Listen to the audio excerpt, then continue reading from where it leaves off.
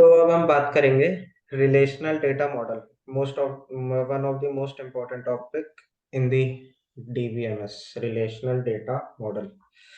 तो relational data model होता क्या है? तो जो रिलेशनल डेटा मॉडल है बेसिकली डिस्कवर करा था ईएफ कोड ने। तो इसमें क्या होता है, जो टेबल हम बनाते हैं ना, ये जो बेसिकली मॉडल है ये किस चीज पे बेस्ड है? मैथमेटिकल कंसेप्ट्स ऑफ रिलेशन पे। मतलब जो हम मैथ्स में रिलेशंस एंड फंक्शंस में पढ़ते हैं ना, तो उन्हीं चीजों को लेके अब हम टेबल पे उसे रिलेशन करेंगे उसका। तो इसमें जो होता है रिलेशनल डेटा मॉडल में, जो डेटा होता है ना, वो बेसिकली टेबुलर फॉर्म में स्टोर करा जाता है, यानी कि टेबल्स के फॉर्म में। ठीक। अब एक सेकंड, स्क्रीन शेयर। ठीक। अब रिलेशनल डेटा मॉडल में कुछ बेसिक स्ट्रक्चर्स होते हैं, यानी कि कुछ बेसिक टर्म्स होती हैं जो कि हमें पता होनी चाहिए। पहली होती है रिलेशन। रिलेशन का क्या मतलब होता है? रिलेशन होता है टेबल का नाम। जैसे कि इसमें क्या है, टेबल का नाम एम्प्लॉय। इस टेबल का नाम क्या है? एम्प्लॉय। तो ये क्या है? इसका रिलेशन। ठीक है। एक होता है वर्ड टपल। टपल क्या होता है? टपल को कहते हैं हम एक रो में ये चीज, एक रो के जो भी वैल्यूज है, इसे हम कहते हैं टपल। एक होता है एट्रीब्यूट्स। एट्रीब्यूट्स क्या होता है? एट्रीब्यूट्स होता है कॉलम के नाम, ये जो ऊपर लिखे हैं। एक होता है डोमेन। डोमेन क्या होता है? किसी एक कॉलम में जितने भी रिकॉर्ड्स हैं उन्हें हम डोमेन कहते हैं। जैसे कि इसमें है हमारा एम्प्लॉय नंबर, इसमें जितने भी रिकॉर्ड्स हैं 200 890, सिर्फ एम्प्लॉय नंबर में। अभी ये सब छोड़ दो, ये एम्प्लॉय नेम जॉब वॉब हटा दो। अभी फोकस है सिर्फ एक कॉलम के, एक कॉलम में जितने भी रिकॉर्ड्स हैं। जैसे इसमें 11 है, तो ये 11 रिकॉर्ड, 11 के 11 क्या हो गया? इसका डोमेन हो गया। इस कॉलम का डोमेन हो गया। ठीक। फिर आता है टपल वेरिएबल। हमने टपल क्या बताया? टपल क्या होता है? ये एक रो में जितने रिकॉर्ड है, एक रो, पूरी एक रो। और टपल क्या होता है? इस एक, ये जो एक रो थी, एक रो में जो वैल्यू है, जैसे कि सैलरी 6000, तो ये हो गया हमारा टपल वेरिएबल। टपल क्या होता है? एक रो। टपल वेरिएबल क्या होता है? एक रो में एक वैल्यू। ठीक है। फिर एक और टर्म आती है जो होती है डिग्री। डिग्री क्या होता है? Number of columns in the relation. Relation यानी टेबल में जितने भी कॉलम, जितने भी कॉलम है, जितने भी कॉलम है। जैसे इसमें कितनी होगी? 1 2 3 4 5 6 7 8, 8 हो गई। ठीक है, इसकी डिग्री कितनी होगी? 8। फिर एक वर्ड आता है कार्डिनैलिटी। कार्डिनैलिटी क्या होता है? Number of rose, total number of रोज। इसकी कार्डिनैलिटी क्या है? 11। ठीक है। ये बेसिक बेसिक टर्म्स होती हैं जो कि हम रिलेशनल मॉडल में पढ़ते हैं। अब नेक्स्ट टॉपिक आता है रिलेशनल, वो क्या था? नेक्स्ट टॉपिक क्या था अपना? हाँ, relational integrity constants. Relational integrity constants को समझने से पहले हम दो टर्म्स को समझते हैं जो कि इसमें इंपॉर्टेंट है काफी। एक प्राइमरी की, दूसरा सेकेंड फॉरेन की। प्राइमरी की क्या होती है? जैसे कि ये एम्प्लॉय है, इसमें प्राइमरी की क्या है जो मैंने लगा रखी है? वो है एम्प्लॉय नंबर। तो बेसिकली प्राइमरी की हम कैसे आइडेंटिफाई करते हैं? क्या करेक्टरिस्टिक्स होते हैं प्राइमरी की के जिससे कि हम उसे आइडेंटिफाई करते हैं? पहला, उसमें नल वैल्यूज नहीं आती। दूसरा, उसमें डुप्लीकेट वैल्यू नहीं आती। ठीक। तो ये होता है हमारा प्राइमरी की। कि प्राइमरी की के करेक्टरिस्टिक्स क्या होते हैं? उसमें नल वैल्यूज नहीं आती, ना ही उसमें डुप्लीकेट वैल्यूज आती। जिस भी कॉलम को हम प्राइमरी की बना देते हैं, जैसे इसमें थी, मैंने एम्प्लॉय नंबर बनाई थी, तो इसमें कोई भी एम्प्लॉय नंबर रिपीटेड नहीं है, यानी कि, और इनमें से कोई भी नल नहीं है। ठीक है, तो ये होती है प्राइमरी की। दूसरा आता है फॉरेन की। फॉरेन की क्या होता है?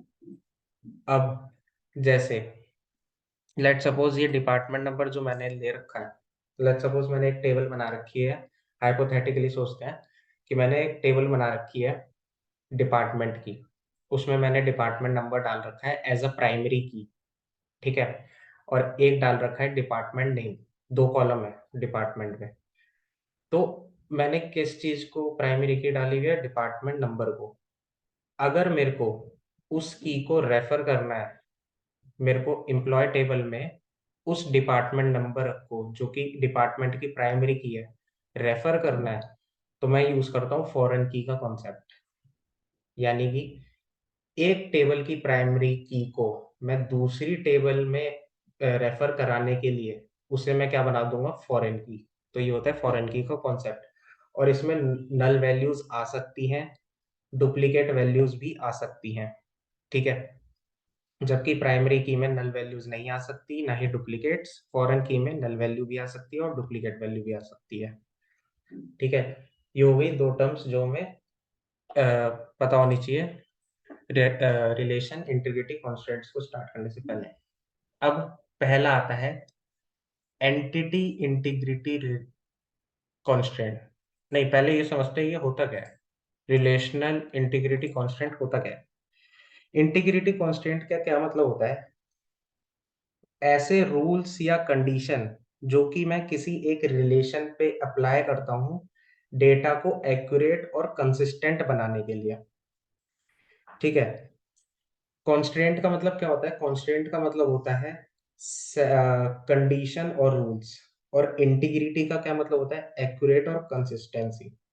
तो एक्यूरेसी और कंसिस्टेंसी को मेंटेन करने के लिए मैं रिलेशंस पे कुछ रूल्स या कंडीशंस लगाता हूँ, उसे कहते हैं हम इंटीग्रिटी कांस्टेंट, ताकि हमारा डेटा जो है वो एक्यूरेट रहे और कंसिस्टेंट रहे। एक्यूरेट और कंसिस्टेंट से क्या मतलब है?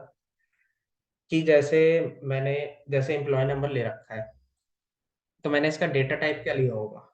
इंट, ठीक है।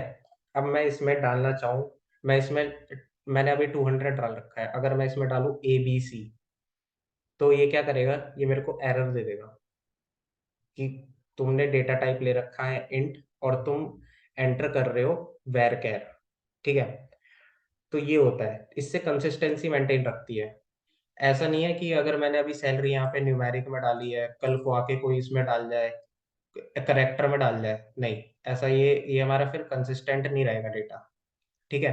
तो ये होती है कंसिस्टेंसी का मतलब।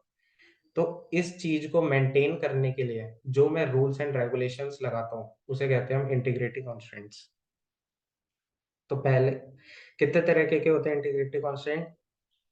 तो इंटीग्रिटी कांस्टेंट, पहला एंटिटी इंटीग्रिटी कांस्टेंट, दूसरा differential integrity constant, third domain constants, fourth की कांस्टेंट्स। अब एक एक करके सबके बारे में बात करते हैं। पहला आता है entity integrity constant. Entity integrity constant क्या कहता है? कि जो प्राइमरी की होती है ना हमारी, वो नल नहीं होनी चाहिए। ध्यान ये चीज इंपॉर्टेंट है। क्या कहता है सिर्फ ये कहता है नल नहीं होनी चाहिए। और हमने कैरेक्टरिस्टिक क्या पढ़े थे प्राइमरी की के अभी? कि वो नल नहीं होती, ना ही उसमें डुप्लीकेट आते, ठीक है। और यहाँ पे सिर्फ एंटिग्रिटी एंटिटी इंटीग्रिटी कंस्ट्रेंट में हम बात करते हैं सिर्फ नल की, डुप्लीकेट्स की नहीं बात करते, ठीक है। बस ये कहता है कि इसमें प्राइमरी की में ना नल वैल्यूज नहीं आनी चाहिए, बस इतना सा कहता है एंटिटी इंटीग्रिटी कांस्टेंट। अब एक आता है जो मैंने सबसे लास्ट में नाम लिया था, वो था की कांस्टेंट। अब की कांस्टेंट क्या कहता है? जो प्राइमरी की है ना, उसमें डुप्लीकेट वैल्यूज नहीं आनी चाहिए। अब इसने जो प्राइमरी की करेक्टरिस्टिक्स थी उन्हें अलग अलग क्या कर दिया? अलग अलग उसमें बांट दिया इंटीग्रिटी कांस्टेंट में। एंटिटी में क्या कह रहा है? नल वैल्यूज नहीं आनी चाहिए। की कांस्टेंट्स में क्या कह रहा है? डुप्लीकेट वैल्यूज नहीं आनी चाहिए, ठीक है। तो ये हो गए दो चीजें। अगर हमने डुप्लीकेट वैल्यूज डाल दी तो वो एरर दिखा देगा। क्या एरर दिखाएगा? की कंस्ट्रेंट्स का। अगर हमने नॉट नल डाल मतलब नल डाल दी प्राइमरी की को, तो वो क्या एरर दिखाएगा, एंटिटी इंटीग्रिटी कंस्ट्रेंट एरर। ठीक है, तो ये अलग अलग होते हैं। फिर एक आता है रिफरेंशियल इंटीग्रिटी कंस्ट्रेंट। रिफरेंशियल इंटीग्रिटी कंस्ट्रेंट क्या कहता है? डिफरेंशियल इंटीग्रिटी कंस्ट्रेंट कहता है कि जो फॉरेन की है ना, फॉरेन की, वो या तो नल नल होनी, या तो वो नल हो सकती है।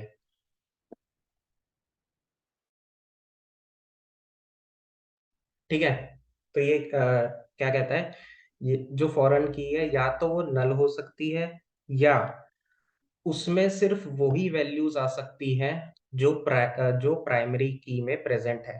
लेट सपोज हाइपोथेटिकली, फिर से एग्जांपल लेते हैं। डिपार्टमेंट नंबर जो हमने लिया था, डिपार्टमेंट टेबल बनाई है मैंने, उसमें दो कॉलम है, ज्यादा नहीं, एक है डिपार्टमेंट नंबर और एक है डिपार्टमेंट नेम। ठीक है, मैंने डिपार्टमेंट नंबर में दो वैल्यूज डाल रखी है, 10, 20, और उसमें मैंने नाम दे दिया कुछ भी, लेट सपोज आईटी और मार्केटिंग।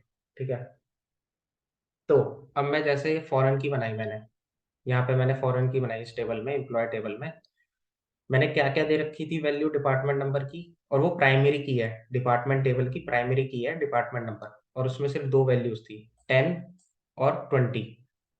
ठीक है, तो ये कहता है या तो फॉरेन की में नल वैल्यूज डाल दो, या तो सिर्फ वो वैल्यूज डालो जो प्राइमरी की में प्रेजेंट है। अब मैंने इसमें डाल रखी है 50, 30, 40 और 60।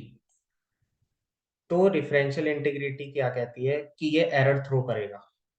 क्यों? क्योंकि तुमने जो डिपार्टमेंट में डिपार्टमेंट नंबर है जो कि प्राइमरी की है, उसमें तुमने डाल रखी है वैल्यू सिर्फ दो, 10 और 20, और तुम फॉरेन की में वैल्यूज डाल रहे हो 50, 30, 60, 40। तो वो कहता है ऐसा नहीं चलेगा, जो वैल्यू प्राइमरी की में है, यानी कि 10 और 20, सिर्फ वही वैल्यूज आनी चाहिए, या तो इसे नल रख दो वरना। ठीक है, ये होता है हमारा डिफरेंशियल इंटीग्रिटी कांस्टेंट। अब नेक्स्ट पे आते हैं, लास्ट जो है हमारा, वो होता है domain integrity constraints. Domain integrity constraint क्या कहता है? डोमेन क्या होता था? डोमेन किसे कहते थे हम? डोमेन होता था एक कॉलम में जो जितने वैल्यूज हैं, जैसे एम्प्लॉय नेम में जितनी वैल्यू है, इसे हम डोमेन कहते हैं, एम्प्लॉय नेम का। ठीक है, तो एक कॉलम में जितनी वैल्यूज होती हैं उसे हम क्या कहते हैं, डोमेन। तो अब कहता है ये डोमेन इंटीग्रिटी कंस्ट्रेंट कि ये जो कंस्ट्रेंट है ना, सिर्फ डोमेन्स पे लग सकते हैं, यानी कि एक कॉलम पे लग सकता है, कॉलम की वैल्यूज पे लग सकता है। ठीक है, कैसे कैसे लग सकता है, क्या रिस्ट्रिक्शन डाल सकते हैं हम डोमेन में, जैसे कि उसका डेटा टाइप क्या होना चाहिए। लेट्स सपोज मैं फोन नंबर दे रहा हूँ और मैंने दे दिया वैरकर, तो ये क्या है, ये तो एक गलत चीज है, हमारा डेटा ये किसी काम का नहीं है, क्योंकि करेक्टर्स तो आते ही नहीं फोन नंबर में। तो अब मैंने लगा दिया इंटीजर, अब मैंने क्या लगा दिया, डोमेन कंस्ट्रेंट लगा दिया कि जो इसमें वैल्यूज आएंगी ना फोन नंबर में, वो इंटीजर टाइप की होनी चाहिए। अब तुम उसमें करेक्टर ABC कुछ भी डालोगे तो वो एरर शो कर देगा। तो मैंने क्या लगा दिया, एक रिस्ट्रिक्शन लगा दिया, किस टाइप का, डेटा टाइप का। ठीक है, और किस पे लगा दिया, क्या कहते हैं उसे, क्या कहते थे उसे, कॉलम पे, किसी कॉलम पे। ठीक है, और कैसे लगा सकता हूं मैं, कि साइज क्या होना चाहिए। अब मैंने डाला फोन नंबर होना चाहिए मैक्स टू मैक्स 10 का, उसमें 10 इंटीजर्स आने चाहिए। अगर मैं 11th इंटीजर डालूंगा तो वो मुझे भी वो मुझे एक एरर शो कर देगा। ठीक है, तो हमने अभी दो तरीके से लगाई, एक तो डेटा टाइप और एक साइज। तीसरा क्या आता है, एक होता है चेक कॉन्स्टेंट। चेक कॉन्स्टेंट क्या होता है, लेट सपोज मैंने एक एज कॉलम बनाया है। ठीक है, अब मैं कह रहा हूं कि जो एज होनी चाहिए ना, अगर कोई एज डाले तो चेक कर लेना ये एज जो है वो 100 से लेस देन होनी चाहिए। ऐसा तो है नहीं कोई को 500 साल डाल देगा तो वो एक वैलिड एज होती है, नहीं, ऐसा नहीं होता। ठीक है, तो मैं कह रहा हूँ कि जब भी कोई एज डाले ना इसमें, चेक कर लेना वो 100 से नीचे होनी चाहिए। अगर तुमने 500 डाल दी तो ये मुझे एरर शो कर देगा। तो ये हो गए तीन तरह के रिस्ट्रिक्शंस जो हम डोमेन्स पे लगा सकते हैं। पहला, डेटा टाइप, किस डेटा टाइप का है, इंटीजर है, कैर है, ठीक है। दूसरा, साइज, उसका मैक्स टू मैक्स साइज कितना होना चाहिए। तीसरा, चेक, चेक यानी कि ये चेक करेगा कि वैल्यू जो तुमने डाली है क्या वो वैलिड है, जो हमने कंडीशन उसमें डाल रखी है ऑलरेडी, ठीक है। तो ये हो गए हमारे सारे रिलेशनल इंटीग्रिटी कॉन्स्टेंट्स।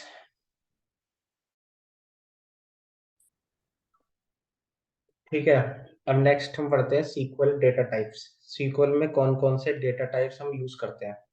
पहला होता है इंट। इंट क्या होता है? इंट मतलब स्ट्रेट फॉरवर्ड है, इंटीजर वैल्यूज। वो जितनी भी वैल्यूज लेगा इंटीजर वैल्यूज लेगा। उस वो ना ही कैरेक्टर वैल्यूज नहीं ले सकता वो, जैसे ए बी सी तुम डालो तो वो वैलिड नहीं है, वो लेगा तो इंटीजर वैल्यू लेगा। एक होता है कैर। कैर क्या लेता है? करेक्टर्स लेता है। और वैर कैर तूने क्या होता स्क्रीन है? सही शेयर की हुई है? हाँ, ठीक है। अब करेक्टर और वैरकैर में डिफरेंस क्या है, जब दोनों में ही ये करेक्टर्स लेता है? तो इनमें बेसिक बेसिक जो डिफरेंस है वो होता है मेमोरी एलोकेशन में। मेमोरी एलोकेशन में मतलब कि लेट सपोज मैंने एक कैरेक्टर ली, कैर डिक्लेयर करा, ई नेम कैर डिक्लेयर करा, और उसमें मैंने उसकी लेंथ डाल दी 26, ठीक है। तो ये क्या करेगा, एक एरे बना देगा कैरेक्टर्स का, जो कि होगा 26 लेंथ का, ठीक है। अब जैसे मैंने कि उसमें सिर्फ डाला, लेट सपोज मैंने कुछ भी डाला, मैंने ई नेम में डाल दिया लेट सपोज नकुल। तो कितने करेक्टर्स है उसके वर्ड में, उसके नेम में? कितने हैं? एक दो तीन 5। पांच, ठीक है। अब पांच करेक्टर्स है उसके में, ठीक है। अब मैंने स्पेस कितना बना रखा था, 26 का। अब वो पांच को तो यूज कर लेगा, और जो मेरा बाकी का 21 है ना, वो मेरा वेस्ट हो गया, उसने एक्स्ट्रा मेमोरी ले ली, ठीक है। तो ये होता है करेक्टर में, वेस्ट हो गया, वो हटेगा नहीं, रहेगा रहेगा तो पूरा 21 का 26 का 26 ही, लेकिन वो यूज कितना करेगा, 5। हाँ। वैर कैर में क्या होता है? वैर कैर में यही चीज थोड़ी एडवांस हो जाती है, जैसे कि मैंने बनाया 26 का और मैंने डाला 5 का, जो बाकी का 21 है ना, वो हटा देगा, पूरा ही हटा देगा मेमोरी से। जितना यूज हुआ है सिर्फ उसे रखेगा। जितना यूज करेगा। हाँ, जैसे 5 का यूज हुआ है तो वो 5 ही रखेगा, और उस कैरेक्टर में क्या होता था, वो पूरा रखेगा 26 का 26, इररिस्पेक्टिव ऑफ कि तुम कितना यूज कर रहे हो। वेर कैर में क्या होता है, 5 यूज करा तो 5 रखेगा, 26 हटा देगा मेमोरी से। तो बस ये एक डिफरेंस होता है कैर और वेर कैर में, मेमोरी एलोकेशन में होता है मोटा मोटा इनका डिफरेंस।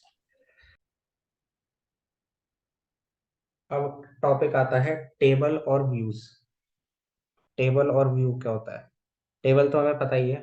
टेबल एसक्यूएल में किसे कहते हैं? जो हम जो टेबल किसे कहते हैं जिसमें रोज एंड कॉलम्स होते हैं, बेसिक बेसिक मोटा मोटा टेबल उसे कहते हैं। अब टेबल और व्यू में डिफ अब व्यू क्या होता है? व्यू क्या होता है ना, बेसिकली मुझे जितना डेटा, जैसे मेरी कंपनी में एक बंदा आया, ठीक है। मैं चाहता हूँ कि वो बंदा, मेरे पास ये एम्प्लॉय टेबल है। अबे यार, नहीं, ठीक है। मेरे पास एक एम्प्लॉय टेबल है जिसमें ये सारे कॉलम्स है। अब मैं उस बंदे को ये चाहता हूँ कि वो काम करे सिर्फ एम्प्लॉय नंबर, ई नेम और जॉब पे। मैं उसे ये नहीं दिखाना चाहता कि इसमें एमजीआर नंबर भी है, हायर डेट भी है, सैलरी भी है, कमीशन कॉलम भी है, डिपार्टमेंट नंबर कॉलम भी है। मैं उसे ये सब नहीं दिखाना चाहता, मैं उसे सिर्फ ये दिखाना चाहता हूँ employee name, employee number, employee name और जॉब। तो उसके लिए मैं क्या करूँगा, मैं क्या बनाऊंगा, मैं उसके लिए एक व्यू बनाऊंगा। व्यू क्या होता है? एक वर्चुअल टेबल होती है जो कि हम एक्सट्रैक्ट करते हैं मेन टेबल में से। व्यू का बेसिक एडवांटेज क्या होता है ना, इट मतलब ये सिक्योरिटी प्रोवाइड करता है। अब ऐसा तो है नहीं कोई फ्रेशर ज्वाइन करा है मैं उसे सब दिखा दूंगा कि भाई हमारी कंपनी में ये काम करते हैं, इन सब की सैलरी ये है, सीईओ इन सब की सैलरी ये है। नहीं, तो ये हमें एक काइंड ऑफ सिक्योरिटी प्रोवाइड करता है कि मुझे जितना डेटा दिखाना है और जितना उस बंदे के लिए रेलेवेंट है, मैं सिर्फ उतना ही उसे दिखाऊंगा। तो मैं क्या करता हूँ, उसके लिए बना देता हूँ मैं एक व्यू, जो कि मैं बनाता हूँ मेन टेबल में से। लेट्स सपोज एक कंपनी में बंदा आया, अब मैं उसके लिए एक व्यू बनाना चाहता हूँ कि वो एम्प्लॉय नंबर, ई नेम और जॉब देखे।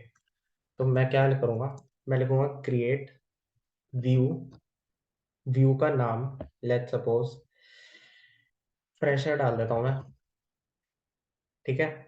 एज, ये सिंटेक्स है व्यू लिखने का यहाँ तक।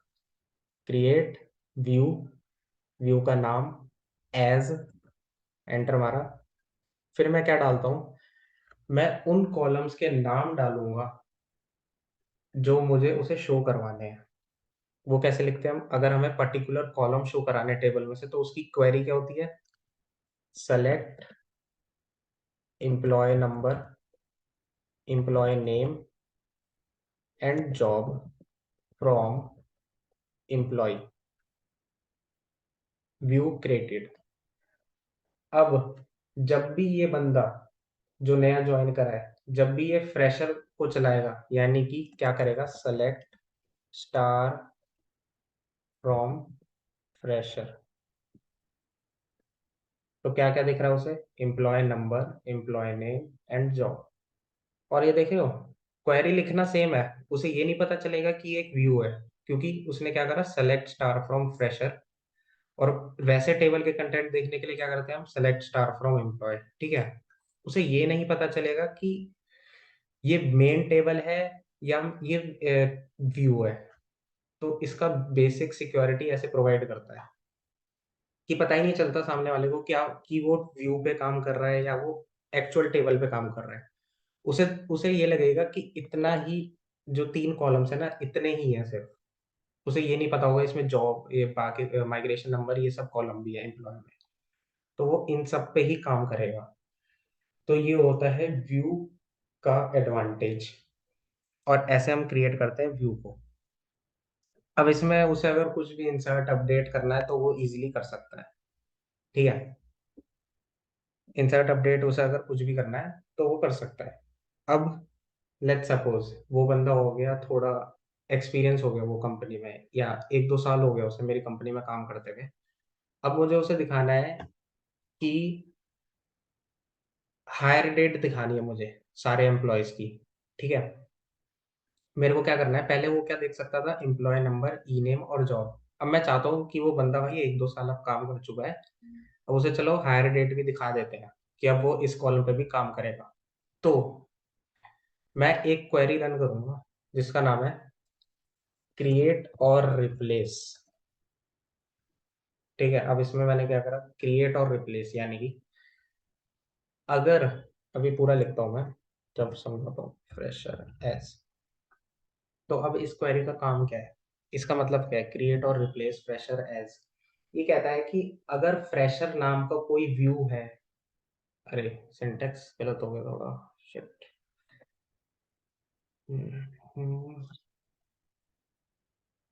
हाँ, तो अब ये क्या करेगा, ये कहेगा क्रिएट कर दो, अगर फ्रेशर नाम का व्यू ऑलरेडी एग्जिस्ट नहीं करता तो उसे बना दो, अगर ऑलरेडी एग्जिस्ट करता है तो उसे रिप्लेस कर दो, जो मैं कंडीशन दे रहा हूँ, ठीक है। पहले मैंने क्या लिखा था, ये लिखा था मैंने, सेलेक्ट ई नेम, ई एम्प्लॉय नंबर, ई नेम जॉब। अब मैं यहाँ क्या लिख दूंगा, हायर डेट, ये है ना, HIRED, ठीक, ठीक है।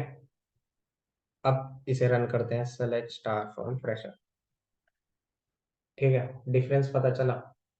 अब इसने क्या कर दिया, एम्प्लॉय नंबर, ई नेम जॉब, ये तो पहले था ही। अब इसने एक और कॉलम ऐड कर दिया हायर डेट नाम का। ये हम, जरूरी नहीं है अगर हमें ऐड करना है कॉलम एग्जिस्टिंग व्यूज में तब चलाएं, मैं यहाँ पे भी चला सकता था, जब मैं व्यू कर को क्रिएट कर रहा था यहाँ पे लिख सकता था क्रिएट और रिप्लेस, क्योंकि ये काम तो वही करेगा। ठीक है, अगर मैं यहाँ लिख देता क्रिएट और रिप्लेस व्यू फ्रेशर, अगर नहीं बना होता तो वो बना देता। इसमें ऑलरेडी बना हुआ था तो उसने उससे रिप्लेस कर दिया जो ऑलरेडी एग्जिस्ट था। तो ये होता है व्यू का काम। ये सिक्योरिटी प्रोवाइड करता है डेटाबेस को। अब इसमें वो जितने भी कमांड्स है, इंसर्ट, अपडेट, डिलीट, व्हाटएवर, वो सब कर सकता है इसमें। अब वो बंदा कंपनी छोड़ के चला गया, अब मेरे को इस व्यू का कुछ काम ही नहीं है, तो अब मैं उसके लिए, अब ये व्यू मुझे हटाना है, तो मैं क्या लिखता हूँ, drop view fresher, view dropped. अब मैं करूंगा select star from fresher, table और व्यू डज नॉट एग्जिस्ट। ठीक है, अब मैंने क्या कर दिया, ये फ्रेशर नाम का जो व्यू था वो हटा ही दिया, कि वो बंदा चला गया, अब मुझे चाहिए ही नहीं। तो मैंने क्या लिखा, सिंटेक्स ड्रॉप कर दो व्यू को जिसका नाम है फ्रेशर। ये होता है हमारा बेसिक बेसिक काम व्यू का। व्यू और टेबल में इतना ही फर्क होता है, टेबल हमारी बड़ी होती है और व्यू हमारा टेबल में से उठाया हुआ होता है। वो कॉलम्स उठाए हुए होते हैं जो हमें जरूरी है पर्टिकुलर पर्सन को दिखाने के लिए।